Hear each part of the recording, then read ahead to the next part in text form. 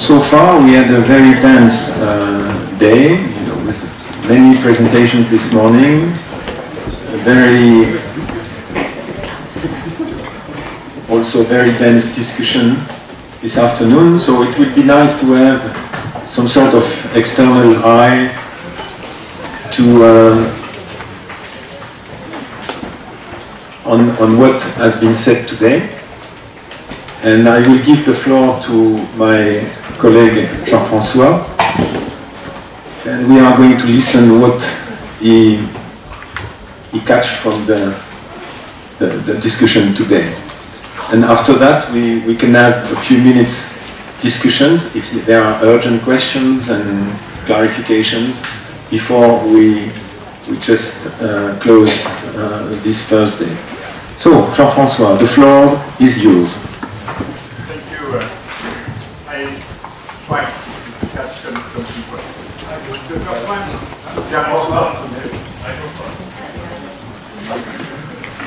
Yes, better. As Jacques said, I tried to catch some key points. The first one is about the beginning, the time just after the accident. The first hours was very disturbing.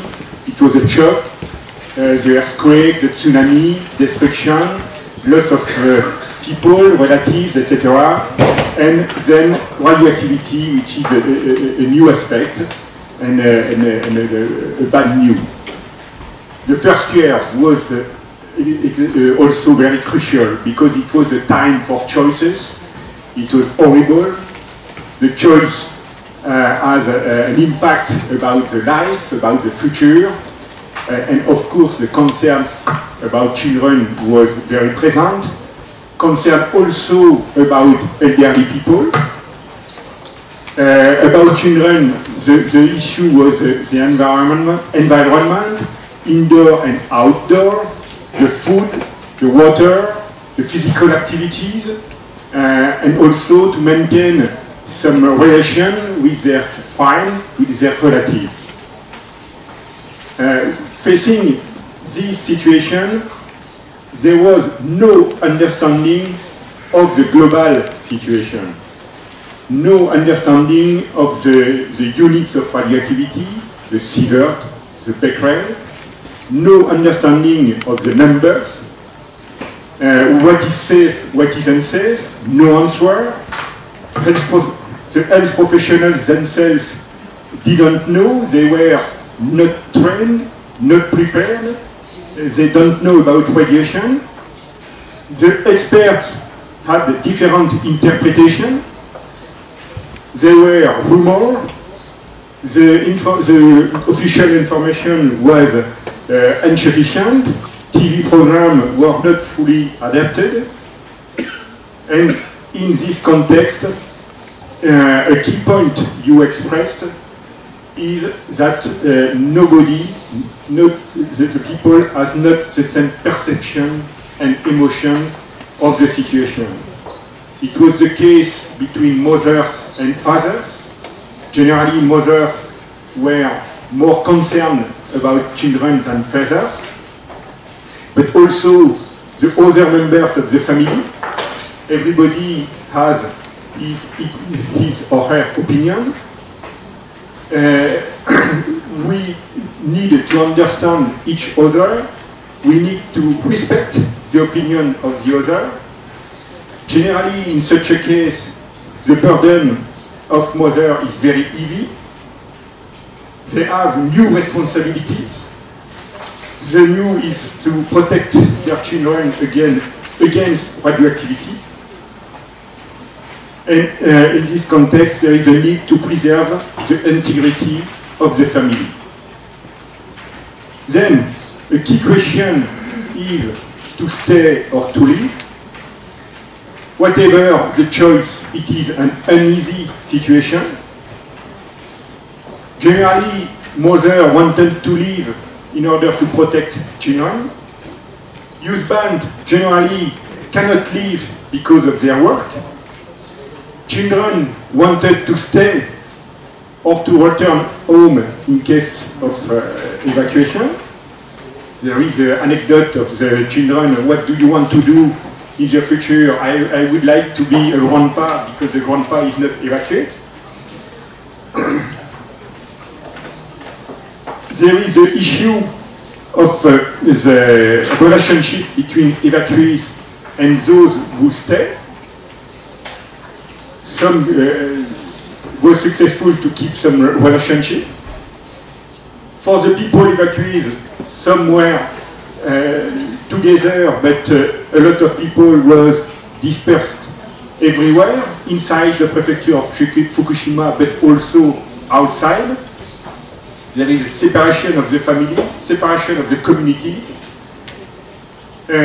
Some of you express also the issue of pets, which could be important for the children. Leave or return could be also a matter of time. Some made their choice right now, and some prefer to wait for a time, for some years before to make their definite choice. Some people stay outside but came back to their home regularly in order to take care of their home. Different situations and different perceptions. Another point was the concern about the impact of radiation. Again, as uncertainties, it is difficult to interpret. The definition of risk is depending on the people. More or less, people understood that there is no early effect, but there are a lot of concerns. Concerns about theory, for example, because uncertainties about the efficiency of the response in the first days after the accident. Generally, because of radiation, there are restrictions in the day-to-day life. People ask some practical questions. For example, what is the exposure when the child is falling? Globally, there is a perception that there is an impact on the mental health and the well-being. The mental of the mother is transmitted to the mental of the children. The mother then should not be isolated. There were also questions about pregnancy, how to protect the unborn child. And there is also the perception that radiation is not the only issue. Radiation is one of the topics inside a set of problems. Then another point is school and kindergarten. They are key locations. In this location, we have the responsibility to provide a secure environment. But staff is not prepared, not trained. They don't know about radiation. Between different schools, there is different situations. Some was destroyed partially because of the earthquake or the tsunami. There is contamination. There is problem of food, etc. In Tominari, they were facing the decreasing number of students. In some schools, they have to welcome some new students because they were evacuated. In such a context, it's important to organize a dialogue with parents. There is concerns about the physical health of children, which is declining, and then how to help children to play outside.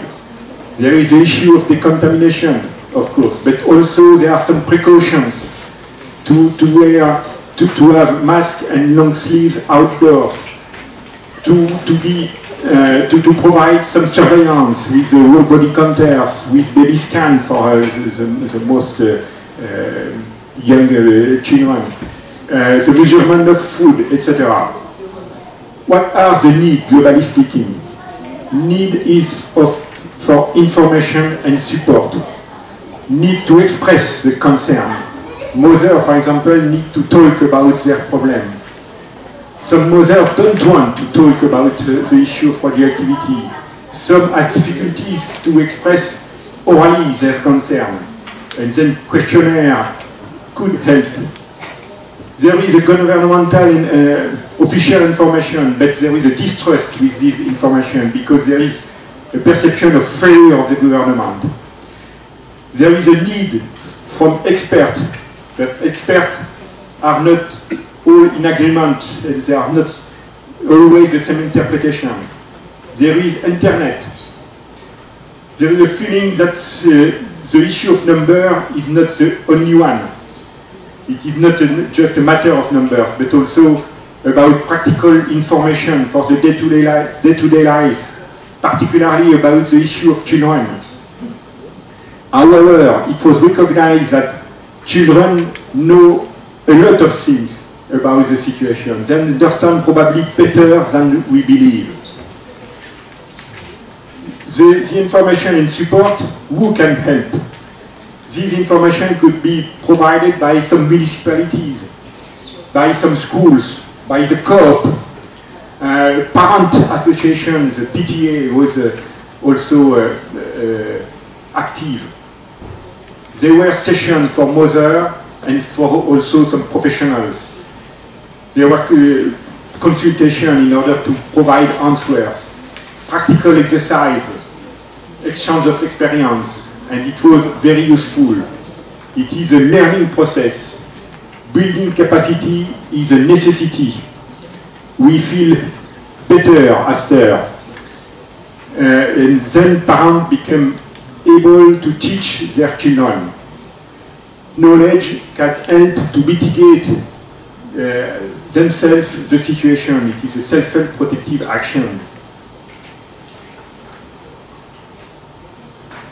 And then, to finish, it was expressed that we will never forget the accident. But there is now a wish to turn the page, to return home, to consume local product also, the need to control our own life by measurement, notably, but not only. 3 years after, the situation seems to be safer, but not totally solved, of course. But now we are more able to think about the future. Nevertheless, the issue of children continue to be the driver. There is an expectation that mother can become smiling mother as much as possible. And I would finish by my own perception. My feeling is that there is a need of solidarity between community and that the integrity of the family cannot be preserved without the integrity of the community. Thank you very much.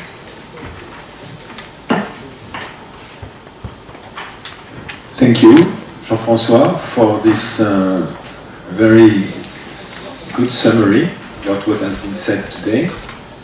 And now I'd like to open the floor for discussions, for questions. If you feel the need to express some views after this day, at the end of this day, it's up to you. Yes, Mrs. Boto.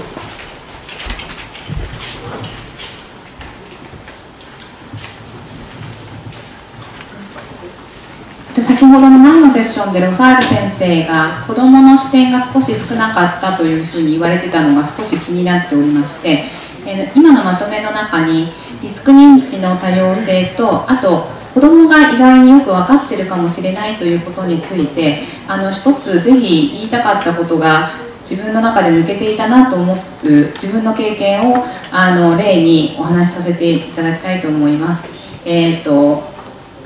震災後1年か2年ぐらいした時にうちの子供が1年後ぐらいですね、道を歩いてる時に草むらがあって「お母さんは大丈夫って言うんだけどばあは雨が降った日はダメで先生はいつも触っちゃダメって言うんだよね」ってで言ってたんですね。そこで私は「おでちょっと驚いた反面、これはいい科学の勉強になってるなと非常に思いまして、一つの現象に対していろいろな考え方があるというのを不幸なことではありますけれども、それを学ぶ機会が子どもに非常に与えられているということを私自身はしばらくちょっと考えた後にこれは前向きに考えようと思いまして、福島の子どもはそういった意味では非常に科学を学ぶ取っかかりというのが日常生活にあるというのが非常に恵まれてるかなと思っています。で子どもはいろいろその中で自分たちなりに考えて意見を持つという機会にも非常に恵まれていると思います。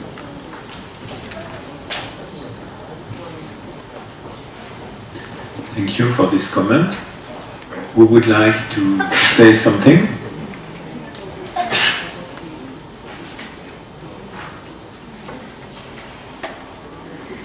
How I have to interpret your silence? Are you tired?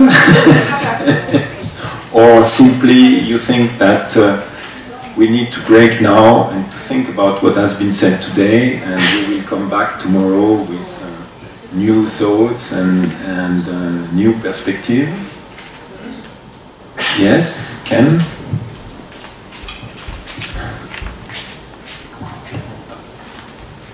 And Nolet, Fukushima Medical University. Just to bring out in the open the private conversation we had at the break, to see if anyone wants to comment on it. Yeah. What about letting children speak at a future dialogue seminar?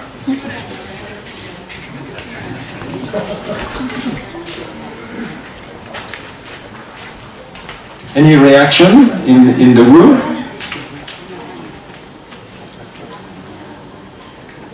Yes, please.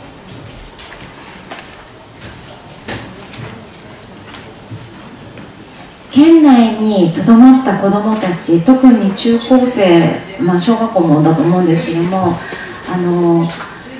あちこちの場に支援の手が来たりとか出ていく場があって、そういう意味で言うと恵まれてそのリスコミをできていたりとか討論会をしている場面っていうのは実は結構県内の方があって、県外に出た子どもたちだと語れる場っていうのが学生たちの方がないんですね。東北だと被災地のハイスクールサミットなどが行われておりまして、中高生が集まる有志ですけども、それもそういう場があって学校警戒区域などもそうですし、多分伊達市なんかでも学校ごとにどこかを回ったっていう経験があると思うんですね。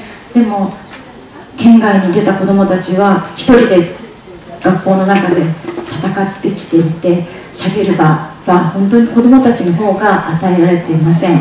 それをママたちと親子で悶々としているっていう状況もいっぱいあります。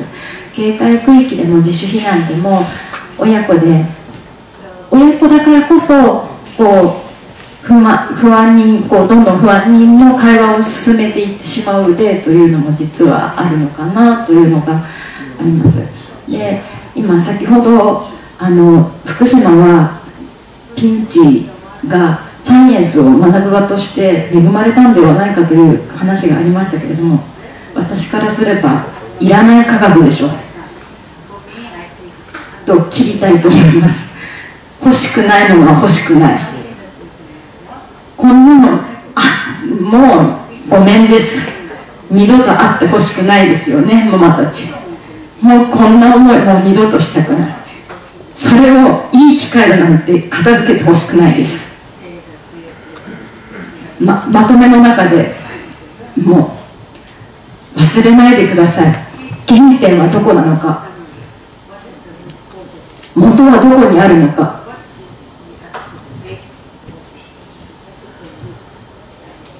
遠く離れれば離れるほど、時間が経てば経つほど見えなくなることがあります。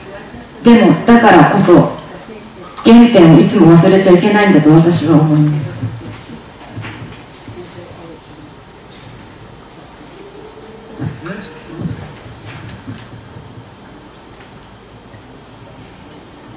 明日ちょっと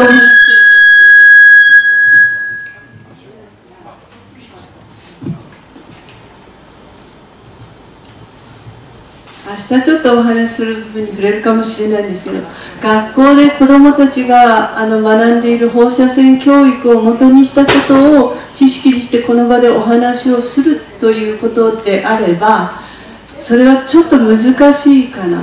子どもたちは現実的に見えない放射線とか放射能について学んでいますが、実感としては見えない、感じられないものなので、それをじゃあどう思うかっていう時に話すことは、多分親の意見とか学校で先生が言っている意見とかでしか、小学校ぐらいでは判断できないと感じます。中学校高校は私は分からないですが。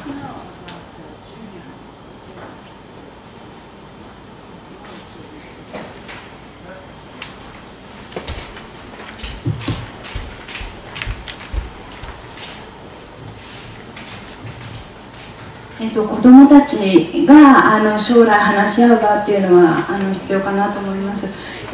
その放射線の知識について何かこう話し合うとかではなくって、そういう昔自分がこういう気持ちだったとか、そういうことを話し合う場が必要なのかなと思います。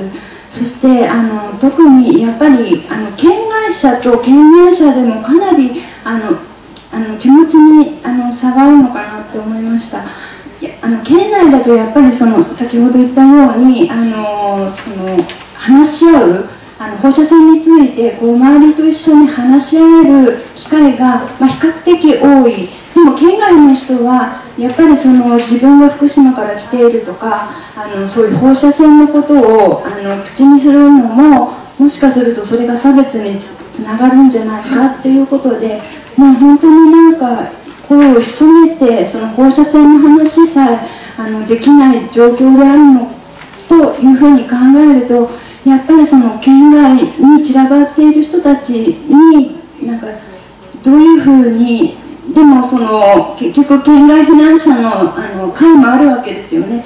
でもその会に参加することで自分が福島にいたっていう事実を知られるんじゃないかということで参加できない人もたくさんいるというふうに考えると、そういう気持ちを打ち明ける場があるにもかかわらずいけないっていうことで、やっぱり県外避難者の心のなんでしょう、苦しさっていうのはものすごく根が深いのかなって、なかなかどうしようもなく自分の気持ちを言いづらいっていう状況があるのかなというふうに感じました。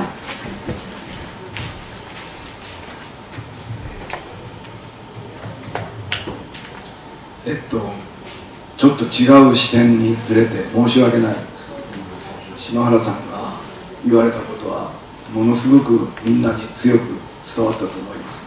ただ篠原さんが原点はどこにあるのかと言われましたけれども、私は来年70になります。第二次世界大戦が終わった年に生まれました。で、学園紛争の真っ只中で、僕は東大紛争の時に安田講堂の前にいた人間です。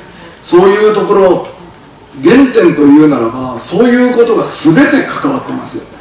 私たちの世代はそこで必死になって戦って、そして今の日本の繁栄を作ったけれども、その繁栄が失敗だったんじゃないかっていう、そこに原点があるわけでして、今の安倍政権の在り方、その前の景気を回復するための小泉政権の在り方、そういうものが全部原点にあるわけでして、ただこの原発事故だけが原点にあるわけじゃないという、そういうところを全部尋ね出したらですね、不安の源がどこにあるのか、私は、拒食症か食症の人たちが一番敏感に感じてきた不安の源というものも考えていかなければいけない。原発事故もそれと同じ中で考えていかなければいけないと思うので、ただ原点と言われた時に放射能問題だけではないということを少し一言言いたかったんです。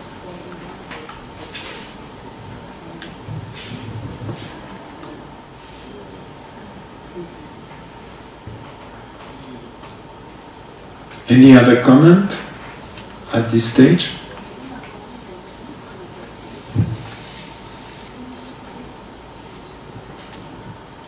So I think, if not, I'm going slowly to close this first day.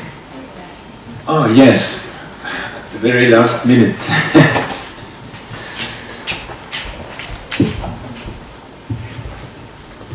すいません、宮古後志原と申します。いつも一言喋らせてもらってます。青森から来ました。富成小学校の PTA の石川様のプレゼンテーションの2枚の写真、素晴らしかったです。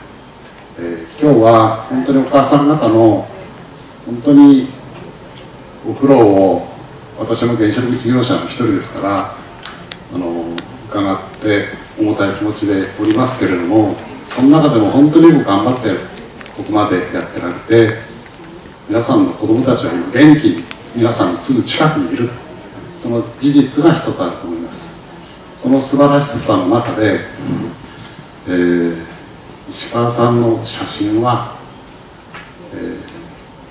将来石川さんのお子さんが子供さんを持たれた時に、これ私の価値観ですけども、黙ってその写真を子供さんに見せればよろしいのかなと思います。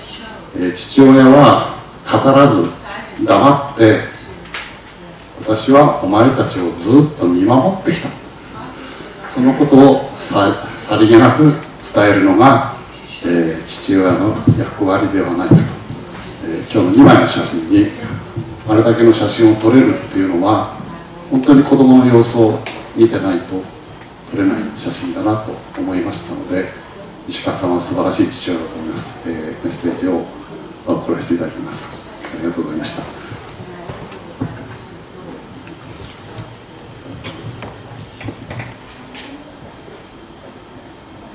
Thank you.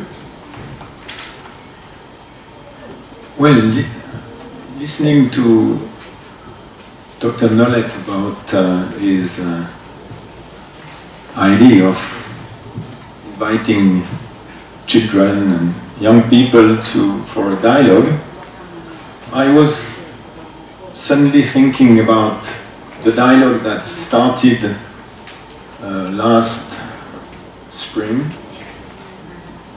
with, thanks to Professor Niwa, I have been introduced to the Obara High School students who are in the artistic club of the school. I visited them. We had some, I wouldn't say a discussion, but we had some exchange.